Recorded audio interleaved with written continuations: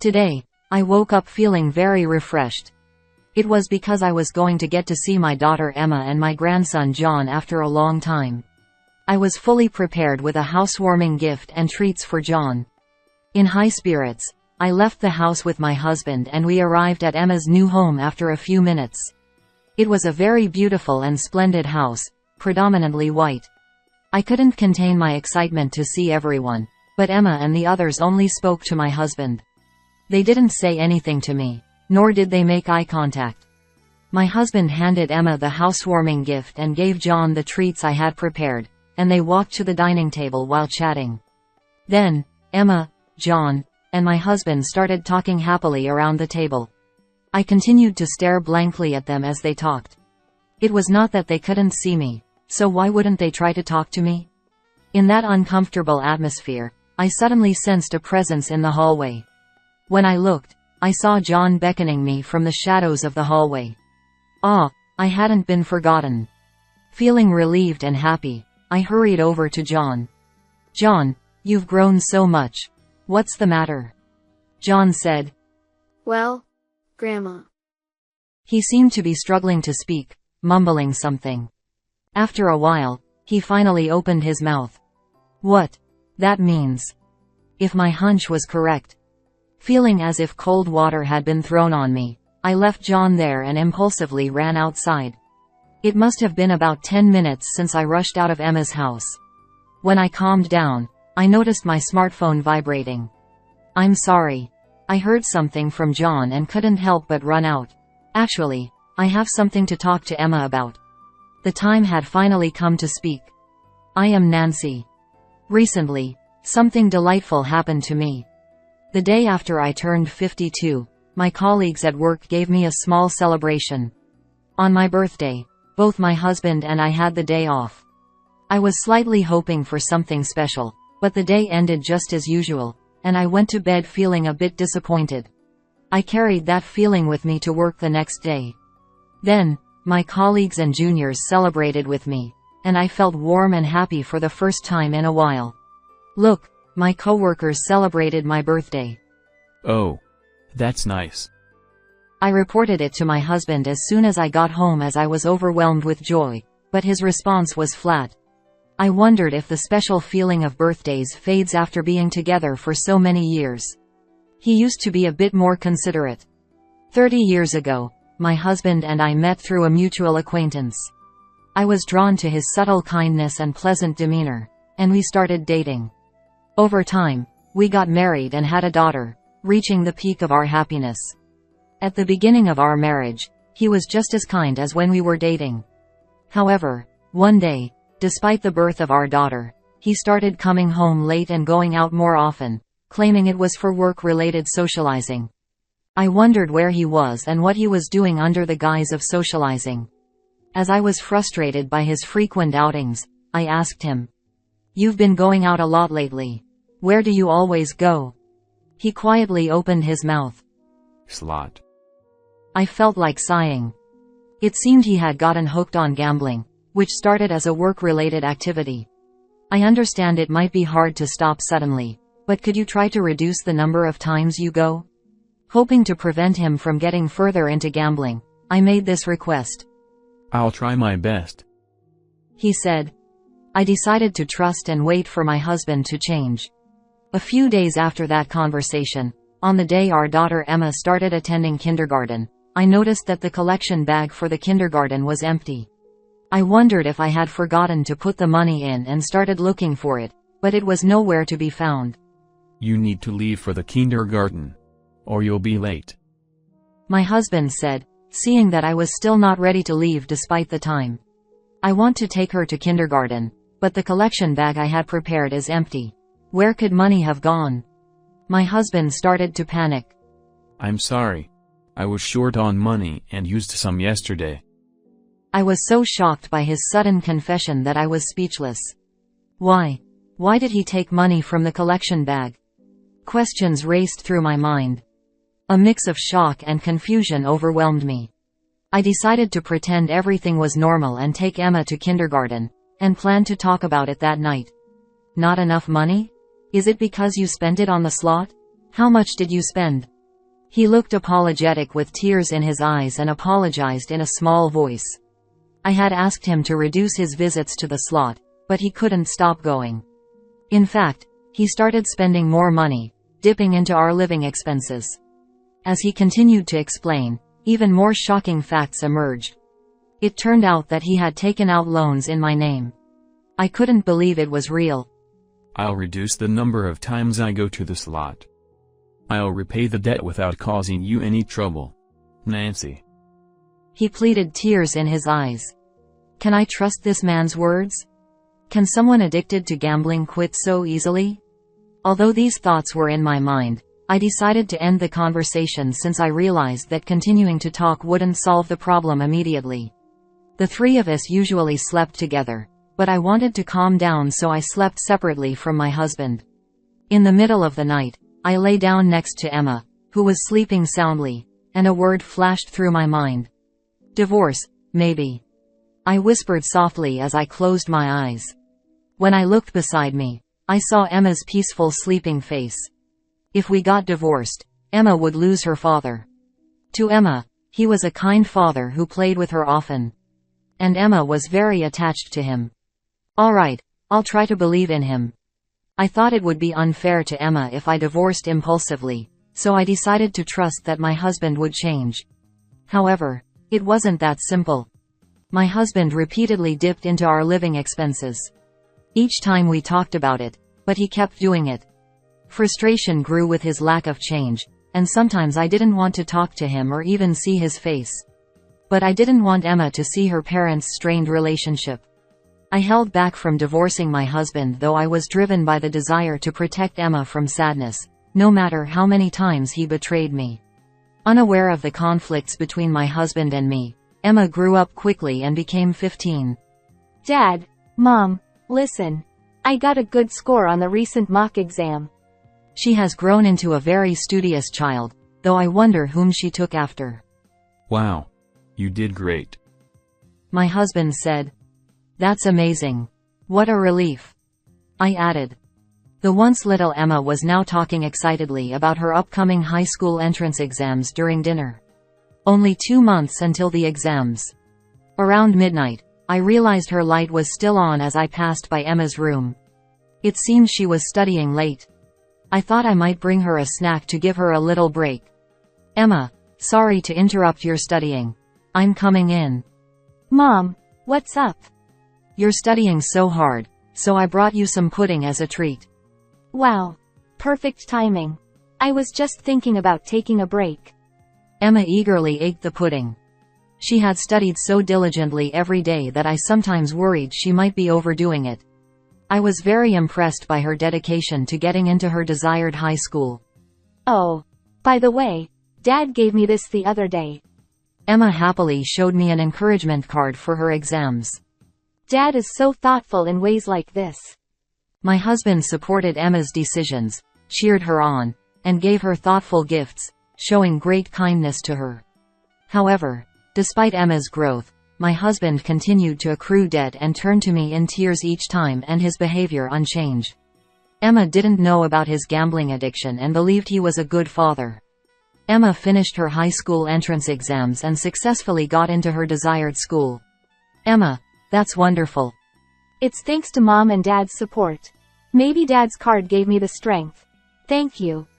Even if the persona my husband shows to Emma is false, as long as Emma is happy, that's what matters. Seeing Emma's joyful face made me glad I didn't go through with the divorce.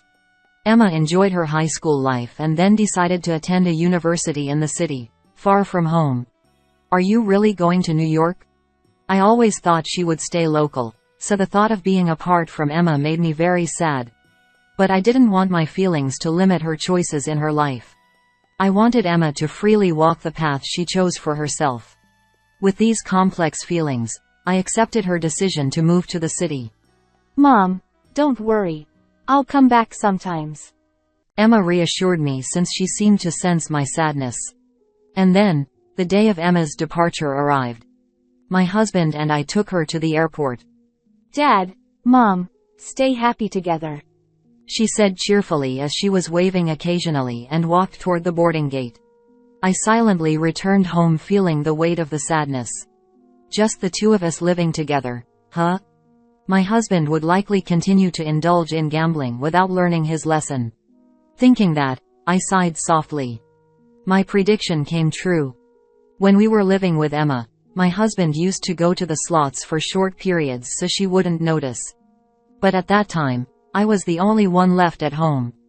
As if spreading his wings, my husband spent all his time at the slots, whether after work or on his days off. As long as we had enough money to get by, I said nothing to him and just went about my daily life. Deep down, I thought, no matter what I say, he won't change. I'm too tired to make him stop. Perhaps I had already given up. While living that way, Emma graduated from college and decided to get a job over there. So she's not coming back. I had hoped she might return home after graduation, but my wish didn't come true that easily. A few years later, I received some happy news from Emma. Mom, I got proposed to. Wow, really? Congratulations. What is he like? His name is Jason, and he's super kind, just like Dad. And, Emma went on talking about the furniture for their new home, which plants to choose, and other trivial matters. I got stuck on the words, just like Dad, but listening to Emma's lively, happy voice, I swallowed the words that almost spilled out of my mouth. Should I tell Emma about her father? But if she found out that the father she thought was kind was actually a gambling addict with debts, it would break her heart. I didn't want Emma to feel that pain or sadness. Convincing myself of this, I let the opportunity to confide in her pass by. A year later, even more joyous news arrived. Emma had given birth to a baby. In the video, the baby looked so tiny and fragile, as if touching him might break him, yet he cried out with a strong voice. He was a cute baby. He was our first grandchild. I wanted to visit immediately, but the distance made it difficult. They named him John, and Emma sent photos and occasionally made video calls since she thought I couldn't go to see. With each contact from Emma, I could see John growing into a healthy, lively boy. When my husband was home during video calls with John, I'd call him to join us, and we'd look at John's photos together. Although my dissatisfaction with my husband persisted and our conversations were minimal since it became just the two of us, we could talk naturally like a normal couple when it came to John. John's presence was my solace. However, Emma's messages gradually became less frequent. She had likely returned to work, finding it challenging to balance her job and parenting. I remembered having such a period myself, when everything was busy and difficult no matter what I did. When she was juggling work and raising children, frequent messages can be overwhelming. It would be better to get in touch once her life settles down and she had more time. Thinking this, I refrained from contacting Emma too often. 5 years have passed since John was born. Unusually, my husband was home for dinner and said, Emma told me they're moving to the next town. Apparently, Jason got transferred. Really? Did she contact you? Yeah. She only mentioned it briefly since they've been busy. She could have told me something so important directly. Feeling a bit miffed that she hadn't contacted me, I was still thrilled that Emma would be moving nearby. I decided to get in touch with her over the weekend. I couldn't wait for the weekend to arrive. Thinking that, I somehow fell asleep pleasantly that night. When the weekend came, I opened my phone to contact Emma. Just as I was about to call, I thought it might be better to send a message first since I didn't know what she was up to. Hey Emma, how are you? Is Jason and John doing well too? Dad told me you're moving to the next town. Is it true? Let me know the details when you have time. I sent the message and anxiously waited for a reply, but none came by midday. It was only that night that Emma finally responded. Sorry, I've been busy. Our house in the next town will be ready by the end of May. We plan to move in June. Got it. Let me know when you've set the moving date. Her brief reply conveyed her busyness. I wanted to chat more, but I ended the conversation there to avoid bothering her. A few months later, the day of Emma's move arrived. I was excited to see Emma and John after such a long time. I woke up unusually refreshed and found myself humming a tune while getting ready. I've got a housewarming gift and some treats for John. We're all set. Are you ready? My husband replied. Yes. I'm ready. Shall we go? Together, we headed to the neighboring town to celebrate Emma's new home. After a short drive, we arrived at Emma's new house. It was a beautiful, pristine house with a white exterior.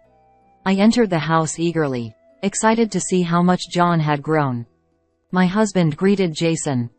Hey Jason. What a splendid house you've got here. Jason responded. Long time no see. Please, come in. Emma welcomed us. Dad, welcome. Come in, come in. John exclaimed. Yay. You're finally here. Emma, Jason, and John rushed to greet my husband and invited him in. As my husband moved forward, I quietly followed behind. However, it seemed that all three only acknowledged my husband, not saying a word or making eye contact with me. Thinking it was just my imagination, I sat down on the living room sofa. My husband presented the gifts. Here's the housewarming gift. And some treats for John. Emma expressed her gratitude. Wow, Dad, thank you so much. Did you pick these out? He replied. No. Nancy chose them. Emma remarked. I see. Oh, Dad, you like this kind of liquor, right? Jason likes it too. She then moved to the dining table, and the three, excluding me, gathered around it, chatting cheerfully. I sat there watching them converse, and I was feeling increasingly overlooked. It wasn't my imagination. They weren't speaking to me or making eye contact. Despite my presence, neither Emma nor Jason made any effort to talk to me. I wondered if I had done something wrong. Even John, who used to recognize me so well on video calls, didn't come near me. Perhaps he had forgotten my face since we hadn't video called in a while. Puzzled by Emma and Jason's behavior, I remained seated on the sofa. In that uncomfortable space, I suddenly sensed a presence in the hallway. Looking over, I saw John beckoning me from the shadows of the hallway. John wanted to talk to me. Feeling relieved and happy that he hadn't forgotten me, I hurried over to him. John, you've grown so much. What is it? Do you want to tell Grandma something? John hesitated, mumbling as if he found it hard to speak. The words that came out of his mouth next were completely unexpected. Grandma, please don't take money from Mom and Dad. Stunned, I asked him again. What? Grandma is taking money from Mom and Dad? I was utterly confused by this sudden accusation. When had I ever taken money from Emma and her family? And why would 5-year-old John be saying this to me? Sorry, Grandma doesn't understand about the money. Did Mom and Dad say something? I gently probed, trying to understand why John was bringing this up. I overheard Mom and Dad talking. He said. They said that because you take money, they're in trouble. They said they can't give you money anymore. Please don't make Mom and Dad suffer. John's eyes welled up with tears as he pleaded with me. Seeing his sad face, I couldn't help but stroke his head. As I patted John, a realization hit me. Could it be? For the past year or two, my husband hadn't talked to me about money. I had assumed he was just doing better with his gambling, so I didn't think much of it. But if my suspicion was correct, feeling as though cold water had been poured over me, I left John standing there and ran outside. After running for a bit and getting out of breath, I sent a message to my husband on an app. Then, I headed straight for a nearby place without looking back. It had been about 10 minutes since I rushed out of Emma's house. Calming down, I noticed my phone vibrating. Before I could pick it up, the vibration stopped. I saw that there were multiple missed calls from Emma. I decided to call her back and apologize for leaving without saying anything. Sorry for leaving so suddenly without saying goodbye. Emma responded. That's fine, but after we noticed you were gone, Dad suddenly left too. What's going on with you two? Emma sounded confused. I'm sorry. I heard something from John and just ran out. I actually have something to talk to you about. The time had finally come to tell her. What John mentioned was completely unfamiliar to me. It was almost certainly my husband's doing. He must have been borrowing money from Emma and her family without telling me. If this continued, he would keep pestering them for money. I didn't want them to suffer as I had, so I decided to tell Emma everything. I know you love Dad very much, but I've been troubled by him for a long time. Emma replied. Okay. Dad has been addicted to gambling since before you were born. He hasn't been able to shake the addiction, and during the worst times, he even dipped into our living expenses. Emma sounded shocked. What? I didn't know that. I've had to take out a lot of loans in my name because of him. I'm still slowly paying them off, but Dad hasn't changed, and there's still a long way to go. Emma said. Wait a minute. That's not what I heard. Isn't it you who's in debt and struggling? Did Emma think I was the one with the debts? Emma said. About 2 years ago, Dad asked to borrow money. When I asked what it was for, he didn't give a clear answer and only said that you were in trouble. It wasn't a huge amount, so we lent it to him. Over the past year, he's been contacting us a lot, and even though I asked to speak with you, he wouldn't let me.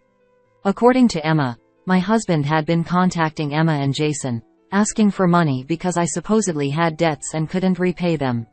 And this has happened more than once. Moreover, my husband had told them this to prevent them from contacting me directly. Mom has gone a bit crazy because of her debt. So don't contact her. If she gets worse, it'll be a problem. So it's best not to provoke her. Hearing this from Emma pushed me to my breaking point. How could he have the nerve to borrow money from our daughter's family? I'm really sorry that Dad has been causing you trouble, and I'm sorry for not telling you about him earlier. I deeply regretted not sharing my husband's behavior with Emma sooner. Because I kept silent, Emma and Jason had suffered so much. I couldn't stop thinking about the opportunities I missed to tell her and regretted them deeply. I kept it a secret because I knew how much you loved and looked up to Dad. I didn't want to take him away from you.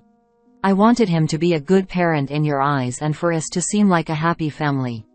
Emma listened in silence as I spoke through tears. After a while, she spoke in a trembling voice. If you were struggling that much, I wish you had told me. Even as an adult, have I been that unreliable?